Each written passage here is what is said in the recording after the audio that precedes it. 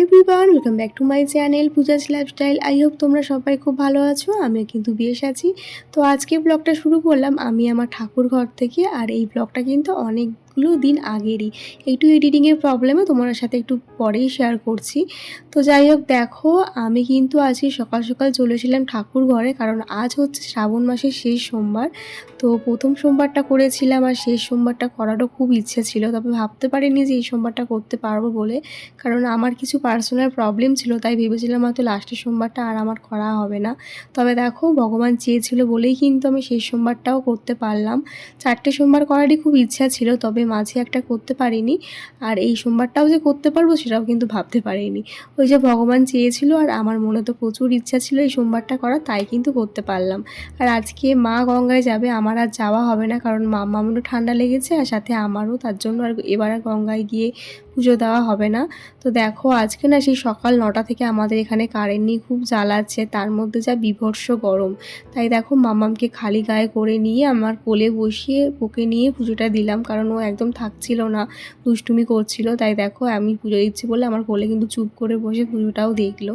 আর যে বীভৎস গরম পড়েছে, ও বারবার ঘেমে যাচ্ছিল, তার জন্য কিন্তু খালি গায়ে করে দিয়েছিলাম। তো দেখো, ফাইনালি আজকের পুজোটা আমার সম্পূর্ণ হলো। সব কিছু আর শেয়ার করতে পারলাম না, যেহেতু বললাম কারেন্ট ছিল না। আর এদিকে দেখো, মাও রেডি হয়ে নিয়েছে, মাকে সব পুজোর গুছিয়ে দিয়েছিলাম। মা এখন গঙ্গায় পুজো দিতে যাচ্ছে। আর মামাম দেখো ওর ঠাম্মিকে দেখে ওর ঠাম্মির সাথে যাওয়ার জন্য তো প্রায় লাফালাফি শুরু করে দিয়েছিল।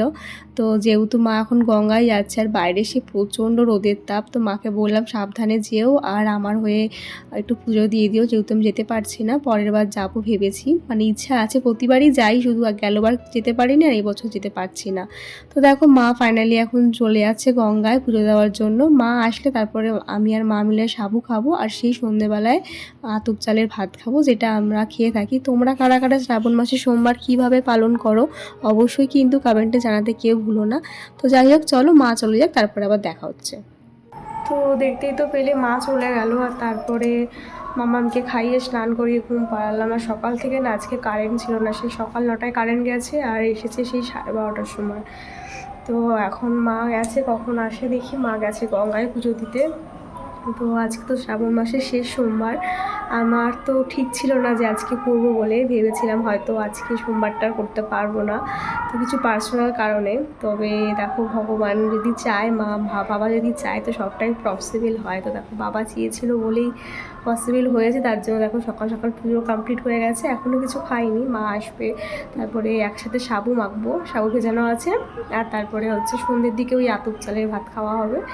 তো এই হচ্ছে আজকে শ্রাবণ মাসের শেষ সোমবারটা করছি। প্রথমটাও যখন করেছি, শেষটাও করার খুব ইচ্ছে ছিল, তো ভাবছিলাম হয়তো করতে পারবো না। তবে ওই যে মনে যদি ভক্তি থাকে, বাবা যদি চায়, তাহলে কিন্তু সবটাই পসিবল হয়। তো দেখো, করতেও পারলাম। তবে এই কি, গঙ্গায় যেতে পারলাম না, গঙ্গায় গেলে তো অনেকটা টাইম লেগেছে। আর মামামের শরীরটা ভালো নেই, আমারও ঠান্ডা লেগেছে, গঙ্গা স্নান করলে আবার ঠান্ডা লেগে যাবে, সেই ভয় আর গেলাম না।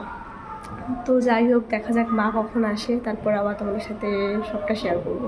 তো চলো ব্লগটার সাথে দেখো। তারপর কিন্তু অনেকটা টাইম কেটে গেছে, আর মাঝে মাও চলে এসেছিলো। আর বললাম না, সকাল থেকে যা বীভৎস গরম দিচ্ছিল, সত্যি খুব কষ্ট হচ্ছিলো উপোস করে, যেহেতু অনেকদিন উপোস করি না, তো আমার উপোস করার অভ্যাসটা চলে গেছিলো। আর দেখো, এখন যেই বাইরে এসে দেখি ঘন কালো মেঘ করে এসেছে, তো মেঘটা দেখে না সত্যি ভীষণ শান্তি হলো, মনে হলো জোরে বৃষ্টি আসবে।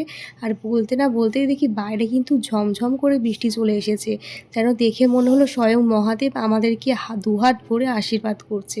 সত্যি এই বৃষ্টিটার জন্য কিন্তু সবাই অপেক্ষা করেছিলাম, কারণ আজকে না জানি অনেকেই কিন্তু এই শ্রাবণ মাসে শেষ সোমবারটা পালন করে। তো দেখো, তারপরে কি বীভৎসভাবে বৃষ্টি হলো, সত্যি খুব শান্তি হলো আজকে এই বৃষ্টিটা পেয়ে। তো তারপরে দেখো, অনেকটা টাইম কেটে গেছে, তারপরে একেবারে সন্ধ্যেবেলায় চলে আসলাম হচ্ছে আতপ চালের ভাত, সাথে আলু ভাতে ঘি আর কাঁচা লঙ্কা। এটা খেয়েই কিন্তু আজকের উপোসটা আমরা ভঙ্গ করলাম। আর আগে আমি খেয়ে নিচ্ছি, মা মাঝে একটু চা খেয়েছিল বলে মা বললো পরে খাবে। তো আমি এখন উপোসটা ভাঙলাম, মাঝে সাবু খেয়েছিলাম, আর একেবারে সন্ধ্যেবেলায় এই আতপ চালের ভাতটা খেলাম। আর তারপর দেখো, ঘরে চলে এসেছিলাম তোমার সাথে একটা জিনিস শেয়ার করে বলে। এই ড্রেসগুলো দেখছো, এইগুলো মা নিয়ে এসেছে নৈহাটি থেকে। মা যখনই নৈহাটি যায়, তখনই কিন্তু মামামের জন্য কিছু না কিছু নিয়ে আসে।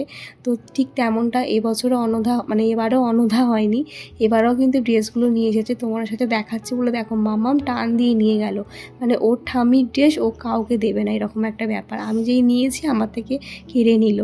তো প্রতিটা মানে দুখানা জামাই আমার খুব পছন্দ হয়েছে, তোমরাও জানিও তোমাদের কেমন লাগলো। সামনেটা না খুব সুন্দর ইলাস্টিক দেওয়া ছিল, তো বেশ ইউনিক লাগলো জামাটা দুখানা দেখতে। আর ওর ঠাম্মির বেশ ভালো চয়েস, এর আগেও দুখানা জামা নিয়ে এসেছিলো, বেশ সুন্দর সুন্দর দেখতে।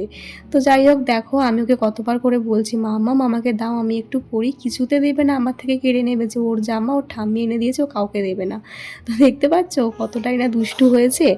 তো সত্যি ভালো লাগলো বেশ, মা যে মনে করে এরকম আনে, মানে আমাদের দিদা বা ঠাকুমারা কিন্তু এরকমই করতো, ঠিক তেমনটাই মামামের ঠাম্মি বলো বা মামামের দিদুন বলো, কখনো কোথাও গেলে ওর জন্য কিছু না কিছু আনবেই। মানে আমার শাশুড়ি মা তো বিশেষ করে নৈহাটি গেলেই হয়েছে মামামের জন্য প্রতিবার কিছু না কিছু নিয়ে আসবে, আর প্রতিবারই একটা করে জামাই নিয়ে আসে। তো ঠিক এবারও তাই, দেখো দুখানা জামা নিয়ে এসেছে, খুব সুন্দর পছন্দ হয়েছে আমার। গেলবার যখন গেছিলো তখনও নিয়ে এসেছিলো, তোমাদের সাথে সেটা শেয়ার করা হয়নি।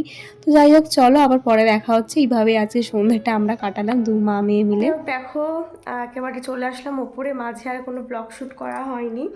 তো দেখো আজকে মামামের ডিনারটা ওপরেই করাবো, খাবার দাবার নিয়ে এসেছি, কারণ আজকে না আমরা একটু সবাই তাড়াতাড়ি খেয়েছি, আর প্রচুর টায়ার্ড লাগছে। অনেকদিন পর উপোস করলাম, তো মানে মাঝে তো উপোস করার অভ্যাসটাই চলে গেছিলো, তার জন্য কেমন যেন একটা লাগছে। তাই ভাবলাম যে ওপরে বিছনাপত্র করতে করতে তো মামামের টাইম হয়ে যাবে খাবার, তারপরে খাইয়ে একবারে ঘুম পাড়িয়ে দেবো। তার জন্য সব কিছু নিয়ে আসলাম। আর তোমার দাদাভাই আর মামাম এখন আসছে ওপরে। তো চলো, আজকে ব্লগটা বেশি বড় করলাম না, মানে বড় হলো না, ছোটোর মধ্যেই হলো। তো যাই হোক চলো, আজকের মতন টাটা, দেখা হচ্ছে কালকের আবার কোনো নতুন ব্লগে। তো ভালো লাগলে অবশ্যই চ্যানেলটা সাবস্ক্রাইব করে দিও, পাশে থেকে সাবস্ক্রাইব করে। তো চলো এখনের মতন টাটা, গুড নাইট, সবাই ভালো মতন ঘুমিও, বাই।